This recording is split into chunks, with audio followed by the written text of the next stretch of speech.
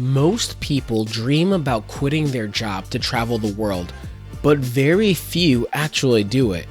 Today's guest, Jordyn from the Mobile Homie, didn't just dream, she took the leap and she never looked back. What started as a budget-friendly road trip has turned into a full-time travel lifestyle, funded largely with points and miles. Jordyn and her partner JT went from working traditional jobs to now taking dozens of trips a year for nearly free, strategically stretching their points to make travel not just affordable, but sustainable. This isn't just another episode about luxury redemptions or business class splurges, although we'll cover some of that too. It's about using travel rewards to create freedom. Freedom from the 9 to 5. Freedom to explore the world. Freedom to build a life on your terms. In this episode, Jordyn breaks down how she and JT transitioned from full-time jobs to full-time travelers, the exact strategy they used to map out trips and earn the right points, how they stretch their travel budget and keep expenses shockingly low, and an interesting story of why they had to get multiple rabies vaccines overseas. If you've ever wondered, could I actually make travel my lifestyle? Well, this episode is for you.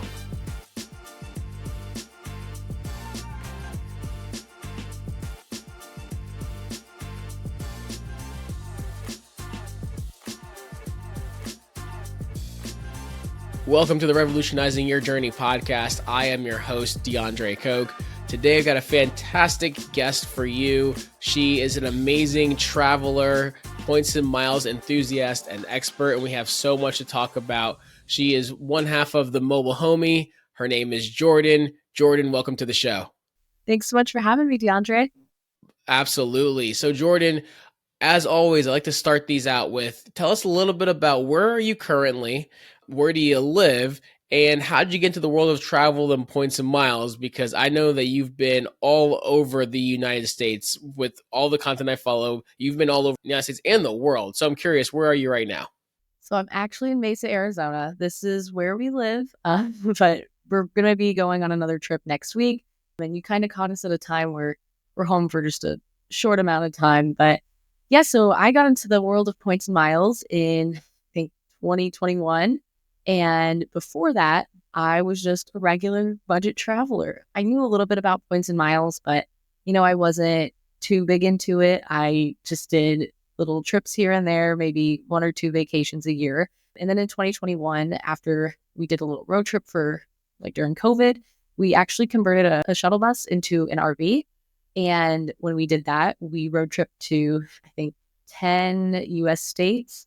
And it took us about 4 months. So we spent quite a bit of time just deep diving into the Southwest. And when we got back to Arizona, we got regular jobs because we had ran out of money after, really enjoying life for a little bit. And once we got regular jobs, we realized that we needed to travel again. We were kind of left in this place where, we didn't have a lot of money. We didn't always want to have to stay in hostels every time we traveled.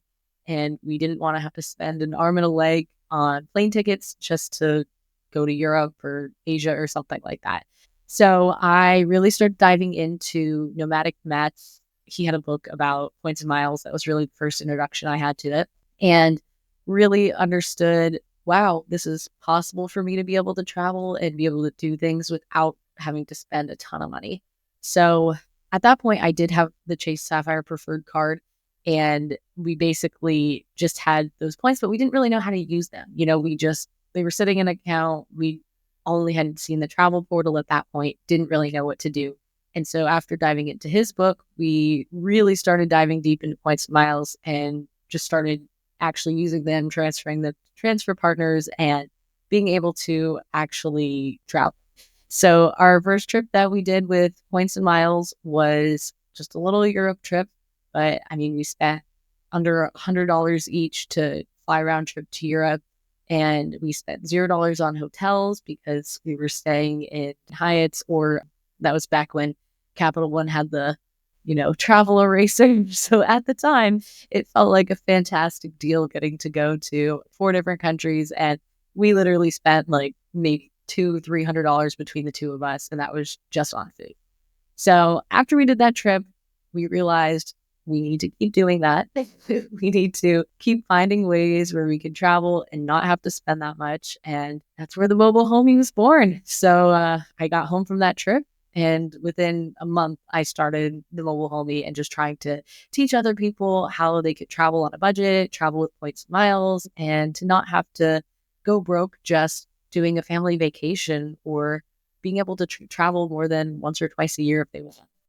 So I love that background. What I find really interesting, Jordyn, is the fact that you went from, okay, having a full-time job. Well, actually take a step back. You went from experiencing a little bit of travel to the reality of, okay, might need to have a little bit of a full-time job here, getting into points and miles, taking an amazing trip, deciding that, you know what, there's more to this, and starting your own brand, your own persona around the mobile homie. But for those that follow you, which I highly encourage the listeners to do, which will of course put all your information at the end, they'll notice that you're now a full-time traveler, which is exciting, right? And so my question for you is, how did that happen? How did you go from this point of, wow, we need to come back so we can work a full-time job, to being, you know what, we are now full-time professional travelers, essentially? I'd love to hear how that transition happened. Yeah. So it was kind of a little impulsive. So let me back up a little bit. I read this book called Ikigai, and it's basically, I was just feeling really lost at my job because I was working for a startup. I was like an executive assistant. So I was doing a lot of things for the company.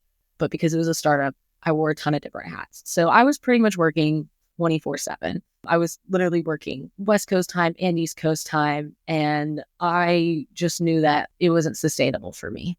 And at that point, I was kind of like, I need a way out. I need to figure out how to do something I love. And so once I read that book, it basically just talks about finding something you love, finding something that can make money, and finding something that is good for society. It can help people. And after I filled out a bajillion pie charts, I'm not even joking. I have a notebook full of these charts just trying to figure out what I actually enjoyed. I came upon two answers. And one was being a photographer, which is I went to school for photography. I've like done photography for a long time. And number two was to do content creation. So this was the time when, TikTok had just first come out. Like being a full-time content creator wasn't really a thing unless you were like on YouTube or something like that. So, that part felt pretty far away, but I knew that there was potential to make money. And so about a year into my content creation journey, I think we had maybe around 10,000 followers. And this was at this point where my boyfriend wasn't doing it with me yet. It was just really me doing it. But I had about 10,000 followers and I decided to quit my job. I wasn't making any money with it, but we had a little bit of savings from like, obviously, I was working full time and we did sell our bus that we converted. And so we had a little bit of money in savings. So basically, we made the decision that if I quit my job and we spend 4 months just traveling the world, we can get some really good content and we can come back and we can turn it into a job. And it sounds really crazy, and it probably was really crazy. But my boyfriend had his full-time job that he was allowed to work remote while we traveled. So we ended up traveling to, I think, like 20 different countries, and he was working the whole time. So like we did have a little bit of a safety net. I did not. I quit my job and I put it into the universe that this is happening and this is what's going to work. And it did. And I don't want to say it was luck because we did work really hard for it. Like it wasn't just overnight. It happened, but I'm really grateful for everything that we've done in putting in all the work for it and being able to have that amount of savings going in, because we would not have been able to do it if we didn't have the savings, but we're pretty frugal. So worked out. Yeah, well, as a financial advisor, right, on the show, I always talk about financial responsibility, fiscal responsibility, those type of things, which plays a lot of different roles. And the key with what you said, of course, you took a leap of faith, and with a lot of things, life, happens by kind of design or intention, and a leap of faith often is a big piece of that. But the fact that you made sure to have the financial responsibility to build up and accrue savings is what allowed you to take that initial step to be where you are today. Because it's one thing to say, hey, I'm going to go out on faith with zero plan and zero resources. And then another to say, you know what, we took some time, we had a strategy and moved on to where we are today. Because even to start off as a financial advisor, you have to take a leap of faith to start in this career. It's not an easy career. And many are leaving or transitioning from like salary jobs and different things to go into a world of like, let me talk to you about money and hope that you trust me, right? So that's a leap of faith here. So for you to do that, that's amazing.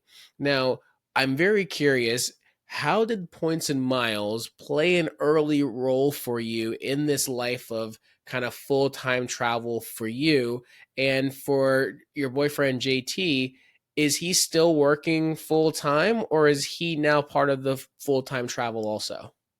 Yeah. So first of all, 100% strategy. It was not like a impulsive thing. I say impulsive, and then I planned 6 months ahead to save for it. So relatively. But yeah, I mean, points and miles really kind of allowed us to take this trip because, I mean, even though we had a savings, it wasn't like we were going on a luxury trip or anything like that. It was literally 4 months of hostels, sleeping in airports, like just really doing what we needed to do. But points and miles allowed us to get there. I think we paid $30 round trip for our flight to and from, like on the big trip.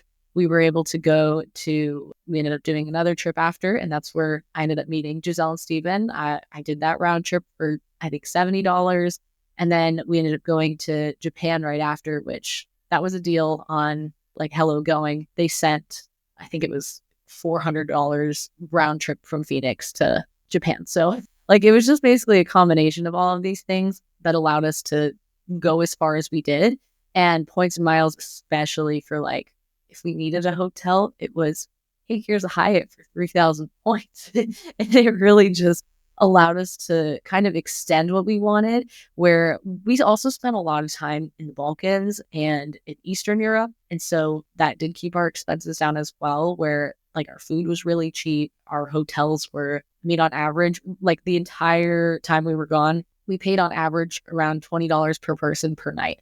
So in the 4 months that we were gone, we only spent around like $6,000 total. So like it wasn't luxury by any means, but it was the points and miles that allowed us to stretch it that much further. So, and just with that too, it's like JT was working, but in April of 2024, he was actually let go from his job. And so the safety net was gone at that point, and he had the option to go get another job, or he could go and come full time with the mobile homie.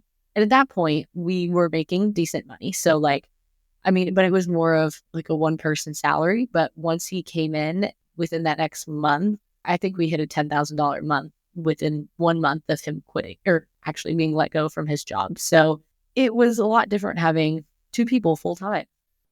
Awesome. So took a leap, had some changes, and used points and miles in probably a very different way than we talk about a lot on the show, which is why I thought it'd be really cool to have you on, because a lot of times, we're talking about the luxury aspirational trip to the Maldives, or we have a family that, they're figuring out how to take all five of them plus their kids to Costa Rica or to Europe in business class.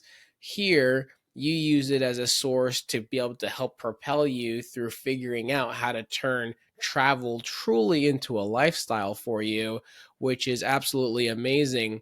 So, focusing a little bit more on the points and miles side, kind of today, from a daily standpoint, where do points and miles fit into your life? What are some of your daily drivers? How are you using points and miles now, today, more so than when you were hostel hopping and getting the super cheap Hyatt 3,000 point redemptions a couple of years ago? Or is that still what you guys do?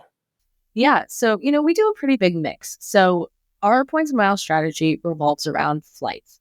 Now, we do some luxury things, like we did fly business class when we did the European Christmas markets in December. So like there are some luxury things, but most of our strategy, it revolves around longevity and trying to stretch our points as far as possible. And because we're very frugal people, like I don't drink, so like we really don't go out and spend money. Like that's just not an expense we have. I don't do my nails. I don't ever get my hair done. Like those kinds of things. Like it doesn't seem like a lot, but our monthly expenses are not very much because we don't do most things that other people do. And, that is a trade-off too. That is how we have been able to travel for so long and not have to, like, we don't have as much money to spend at home. So it allows us to spend more when we travel.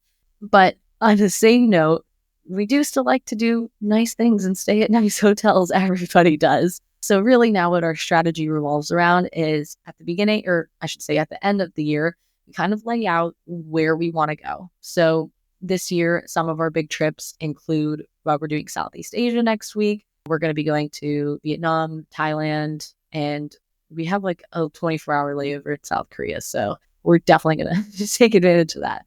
But so that was one of our big trips. Another one is we wanted to do a Scotland road trip later this year, and we would love to go back to Japan again. So now that we do a lot more domestic travel, we kind of pick out a couple of big trips we want to do. But so basically, we just lay out how many points those are going to cost us. And obviously, valuations happen, things change, but we can kind of guess like what it's going to cost us. And so at the end of last year, we kind of laid out exactly how many points we needed for this year and then based our strategy around that. And we do, sometimes we do, obviously, like when you're spending, you're going to earn extra points. And obviously, like there are like bonuses throughout the year, or like, we just have our strategic cards where we use X card for gas, X card for groceries, X card for dining, like that kind of stuff. So we maximize our everyday spend, but we incorporate that into our predictions for the year. And once it's kind of predicted, then we know what cards we need to apply for. And for us, what aligns best with our spending is we spend more for business than for personal. And so we have a lot of like $0 annual fee business cards, and that's a great way to earn a lot of points. We can refer each other to the cards too. And so we earn more points that way. But like, for instance, last year, we only opened 3 cards. We earned like 320,000 points, I think, just from opening those cards. And then obviously we had the spending on top of that. But that was enough to book all of our flights we needed last year. And I mean, last year we didn't fly as much because we were road tripping, but we still took like, I think 25 or 30 flights. So that those points covered that. And then this year, we have a lot of flights this year. For the first half of the year, I think we counted it last night. I think it was like 35 flights or something, just the first half of the year. And our most expensive flight is coming back from the UK, and it's about $200. So like, and most of them are long haul flights. So like it's using points and miles just to make our money and our points go further.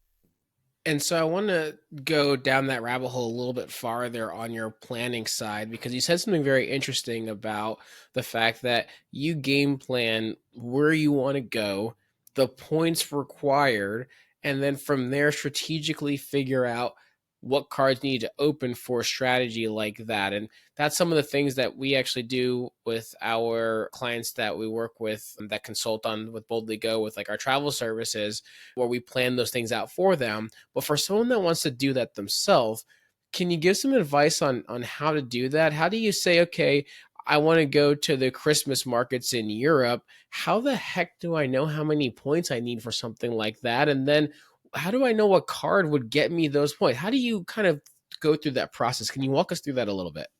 Yeah, absolutely. So I'm a spreadsheet girly. That's who I am.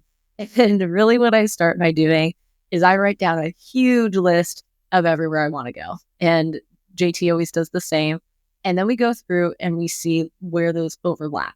Normally, like the past couple of years, we've done a lot more bigger trips. But this year, we're trying to keep it simple. We're trying to do like one big trip a quarter. That's really kind of our goal. And so we knew we were picking out 4 big trips this year. And like basically, they just needed to be ones that we both wanted to do.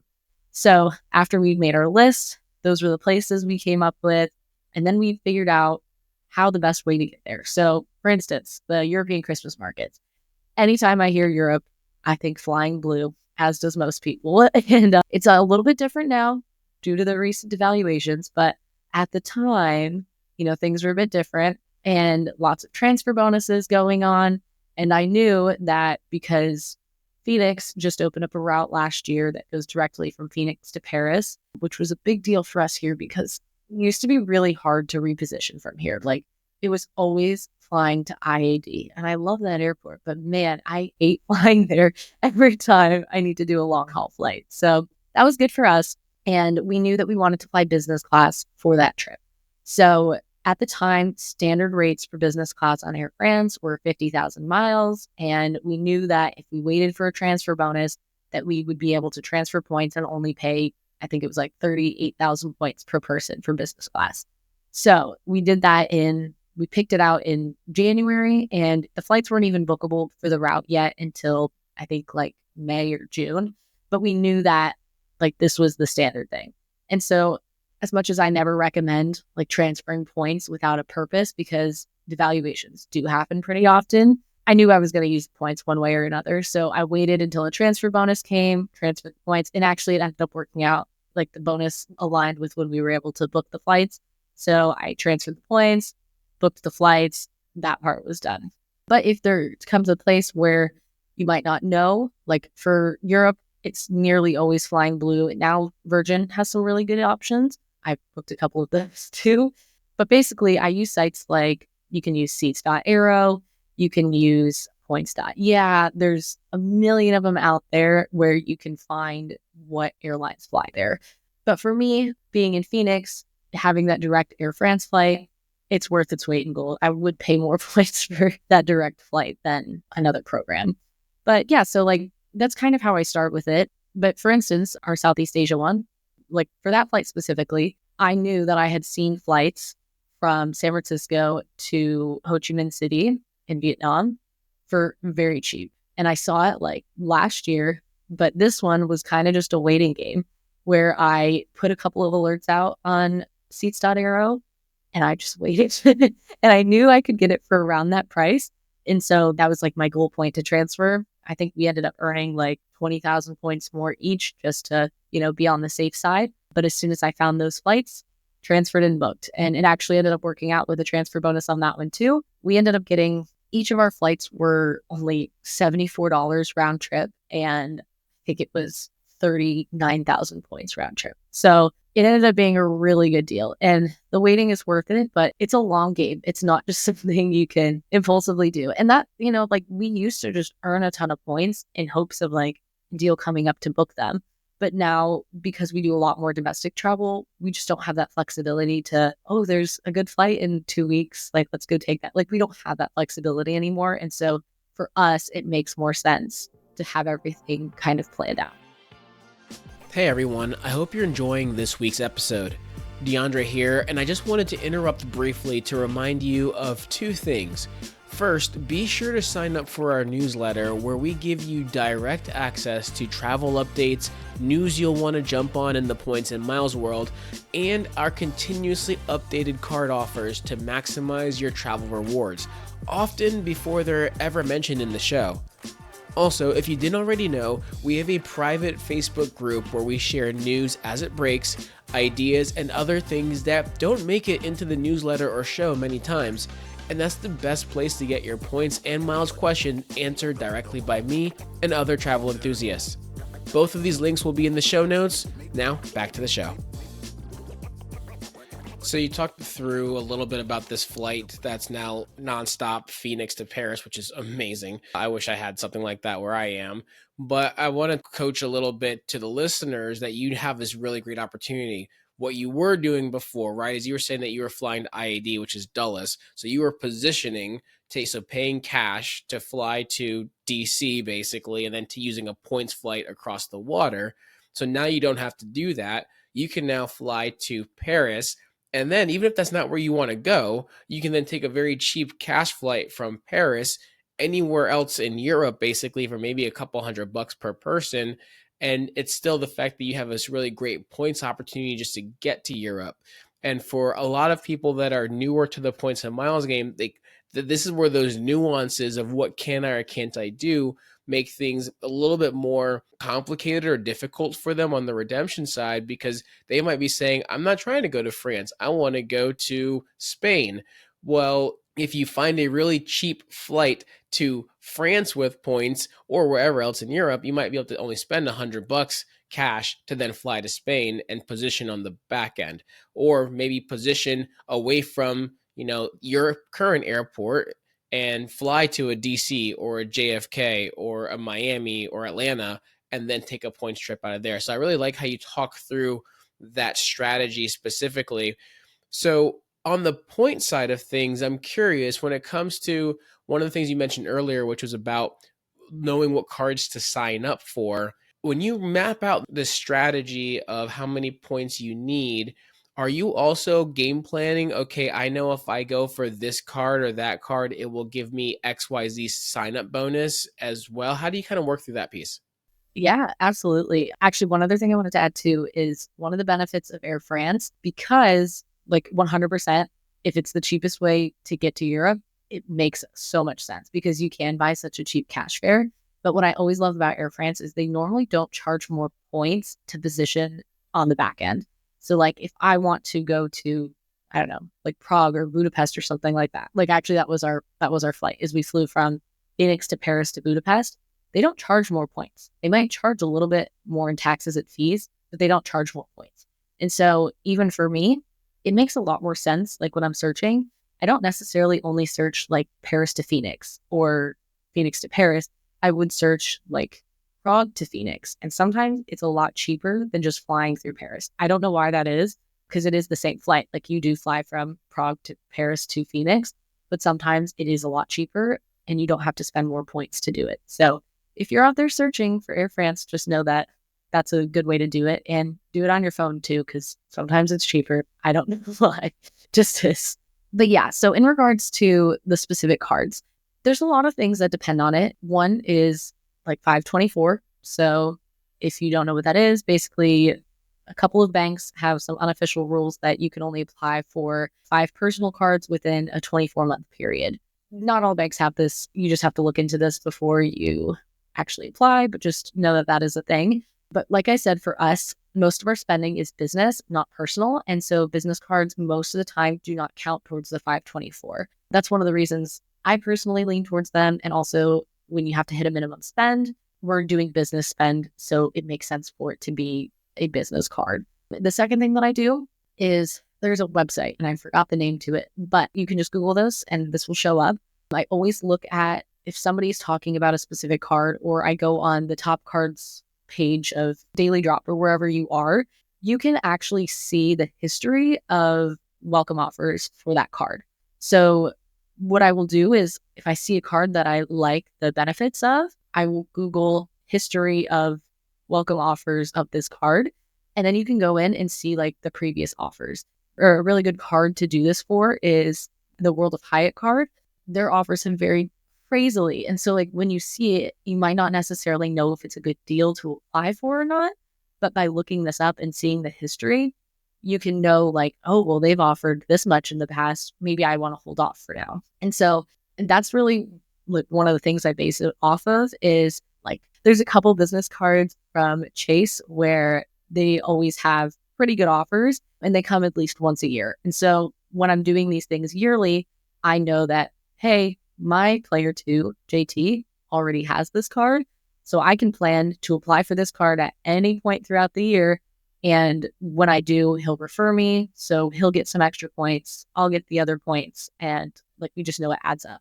But something too, is by having a player 2, we can be a lot more flexible of like, I think I opened 2 cards last year, but he only opened 1 card last year, or maybe it was backwards. But my point being is that you can be a lot more flexible when you have 2 people doing it, especially if, you only need to earn 300,000 points. That could be done in 3 sign-up bonuses and referrals on that end, which is what we did last year. So, it just really depends on what you're looking for as the welcome offer, but just know that you can see the history of it and you don't have to, like when they come out with a good offer, you don't need to have the shiny card syndrome of everybody talking about a specific offer. You don't have to apply for that offer.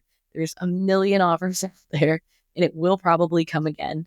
I think I've never seen I've seen one offer not come again, but everything else, it comes back around. Like it will eventually.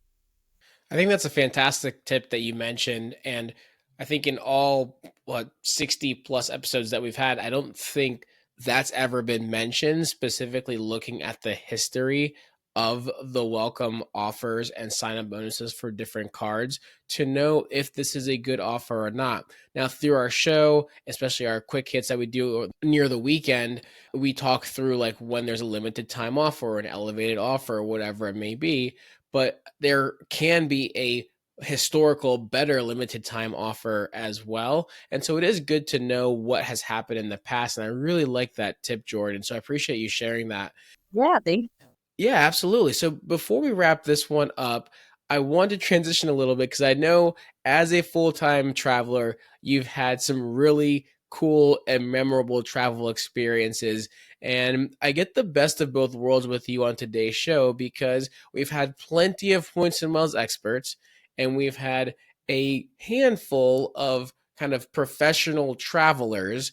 We haven't really had the blend of the two that's as knowledgeable as yourself, outside of maybe Steven with the lover's passport as well, from a points to miles standpoint. And that episode wasn't as focused on the point side of things. So I got to ask you, and I know you have a blog post on this, so I feel like there's a story about getting a rabies vaccine in Cappadocia. Yep. And so I got to ask you, what's the story behind it?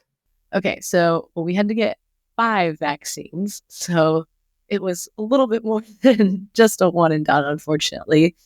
But yeah, so this was part of our long 4-month trip, and unfortunately, about a month of that was kind of planned out from this incident.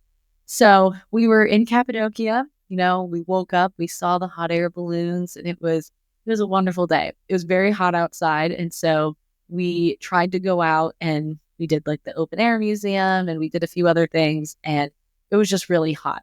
So we decided to go to a restaurant and just, hunker down, eat some food, kind of cool off a little bit. And there's, a really nice cat outside that just wants to be all over us. Well, JT goes up to the cat first and he's petting it and it rolls over on its back and he pets its belly and then it scratches him and bites his arm. And I'm like, huh. And he's like, is that okay? And I was like, I don't know. And so for some reason, I then touch the cat and try and pet it. And it does the exact same thing to me. I don't know why I touched it too. Like it does the exact same thing to me. And so now we both have a cut and bitten hand. Like, huh. It's probably fine. We're probably good. Let's not worry about it.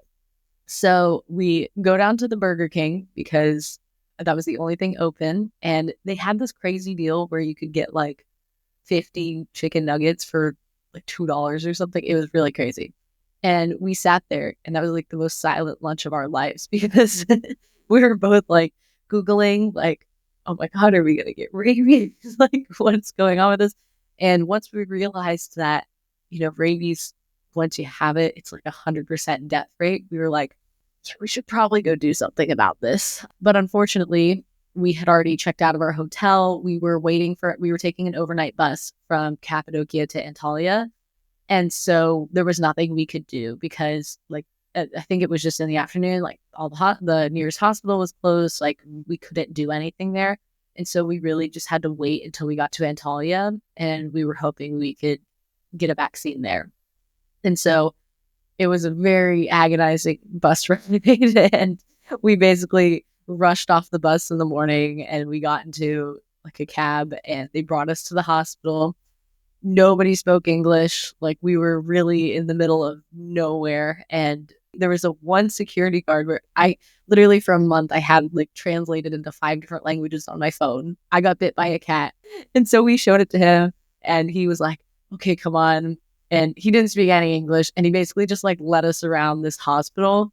It ended up being very efficient and basically got a ticket. You waited, they called you in.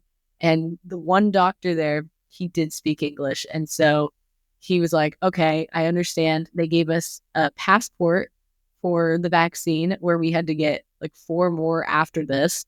And so they sent us on our merry way. But unfortunately, we were supposed to be going to like 5 or 6 different countries, but we couldn't go to some of these countries because they didn't, like rabies was eradicated there. And so they couldn't give us the vaccine. So for that next month, we had to like cancel a bunch of travel plans and like change our route so that we could get rabies shots. And we ended up getting them in Bulgaria and Croatia and maybe in Israel. I don't remember the other ones, but yeah, so it was pretty crazy. Wow. So that is a travel story. That shows that the life of full-time travel isn't always as glamorous as Instagram shows it to be. Yep, not at all. Not at- and get travel insurance. Get travel insurance. I love that. Actually, that's something that we do for almost all of our trips is we get travel insurance because you just never know.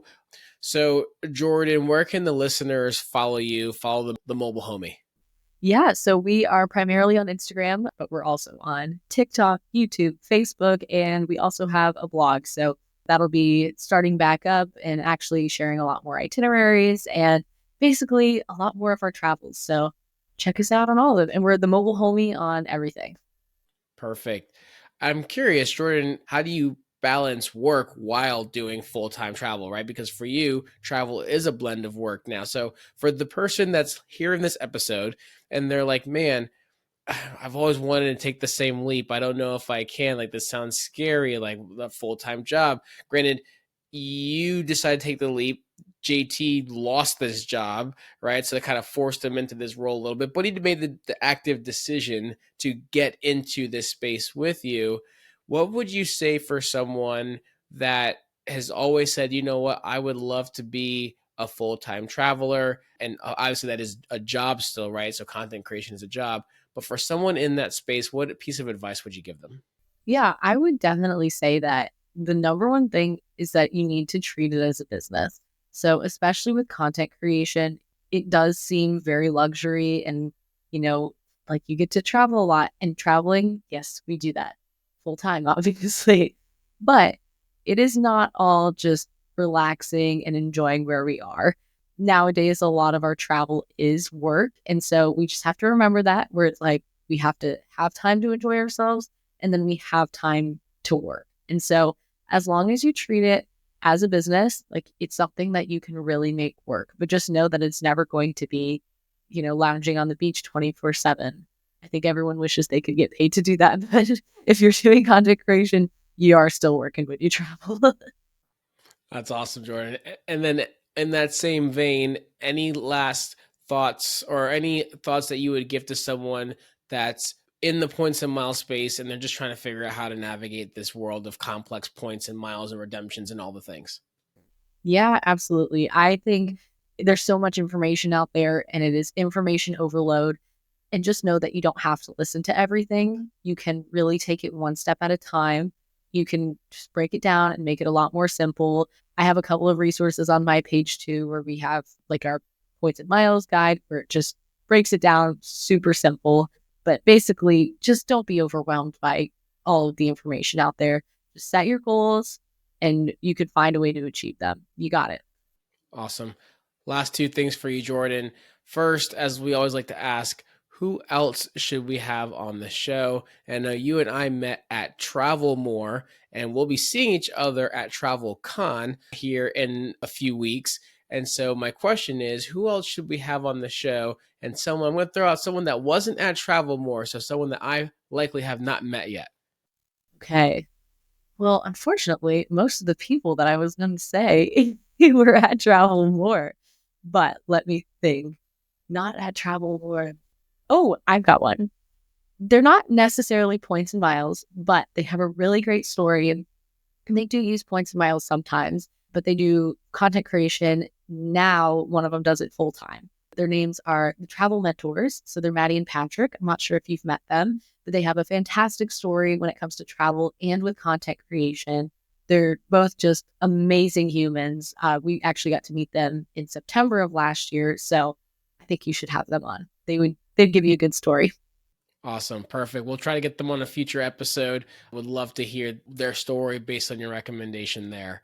Jordyn, any last thoughts before we wrap this one up? Really follow your dreams. I know it seems scary and it always seems crazy, but if you have a dream to do something with travel, let it be points and miles or content creation or whatever it is, just set your mind to it and you could do it. It's kind of corny, but it's so true. Like I don't know. Like I just would have never imagined being here. I'm sure you didn't imagine being where you are now. And it's just crazy what a dream could do. That's right. Put your heart to it or set your mind to it. Follow your heart, let it go, and you never know where the world will take you. Jordyn, this podcast is called Revolutionize Your Journey because it's about people who have revolutionized their journeys, their travels, their lifestyle, their experiences.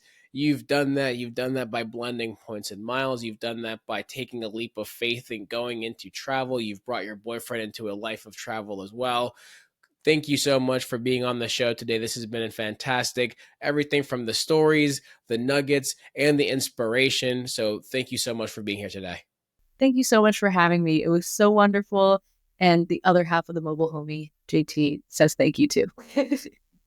Awesome. For the listeners out there, if you enjoyed this show today, please be sure to follow us on all the social media channels, sign up for our newsletter and our private Facebook group as well to get some insider information. Don't forget, every single week, we put out travel deals that we have found just for you that go on both our blog and in our Facebook group.